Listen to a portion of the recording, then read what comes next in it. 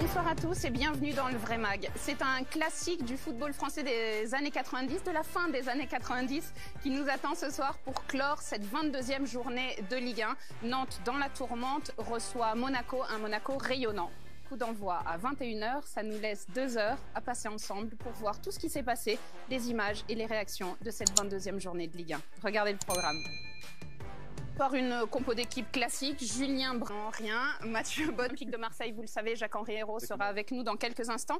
Mais le match entre Lille et Dijon vient de se terminer, nous avons un nouveau leader, donc on retourne tout de suite au stade Pierre-Mauroy. Très bon retour à Paris après cette soirée lilloise, effectivement, on reparlera de cette première place de Julien Brand, Alain Perrin, Paul de Saint-Cernin, de l'Olympique de Marseille.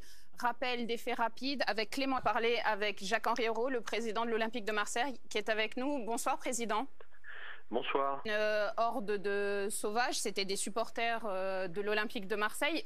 On était au courant, enfin, la presse, le téléachat, c'est magnifique. Quel avenir pour ces deux messieurs? Deux rendez-vous dans cette rencontre. C'est un grand format préparé par Pierre Martin avec Smaïl Bouabdella et Nicolas Douchez aux commentaires. D'ailleurs, vous n'avez pas vu le masque. On revient sur les matchs d'hier. Hier soir, Montpellier recevait Lens. Les Montpelliérains n'ont pas connu la victoire depuis le 12 décembre dernier. C'est un grand format présenté, préparé, ou en tout cas semble avoir pris le pouvoir. Alain, c'est un milieu de terrain en or, un jeune milieu de terrain, mais déjà bon maintenant et encore plus prometteur. On se retrouve tout à l'heure évidemment pendant ce match. Nous, on va marquer une courte pause. On se retrouvera évidemment dans quelques instants avec les compositions d'équipe. Une petite surprise, une grosse surprise même, côté monégasque. À tout de suite. Alors, un petit mot sur cette composition d'équipe. Mathieu, pas de surprise. Vous m'avez dit, j'ai pas besoin de... Je reviens sur ce que disait Adrien Urcea, qui disait on a essayé beaucoup de choses et ça a pas marché. Mais c'est pas avoir un match de cette 22e journée de Ligue 1 puisque le match entre Marseille et Rennes a été reporté.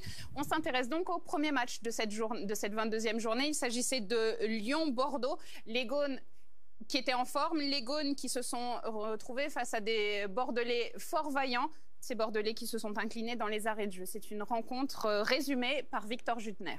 Jean-Louis Gasset dans ce Bordeaux. Nous avons vu tous les résultats de cette 22e journée, mais pour rien. On va rester avec vous, messieurs, pour parler de Guillermo Maripán, le défenseur de Monaco. Il a apporté son expérience, il a apporté un peu de calme, de stabilité dans la défense. Vous savez, c'est pas mon genre de balancer. Vous aviez pas mis une petite pièce? Non, toujours utile. Et je peux pas. À vous tous pour votre fidélité, une pensée appuyée ce soir à tous les membres de la rédaction, évidemment, à la régie, à toutes les équipes de production et à tous ceux qui, sur ce plateau, vous n'entendez jamais le nom. Alors aujourd'hui, Mathieu Braquet, Yvan Kebit au son. Aux caméras, on avait ce soir avec nous Benjamin Boileau, Julien Gerbois, Yann Lemou, Jérémy Soufi, Charlotte Provost, Javier de Rotaech, Jérémy Mathieu. Mathias Herry était à la lumière, Arthur Revon était notre assistant réel. Ils ont été d'un professionnalisme admirable tout au long de cette demi-saison.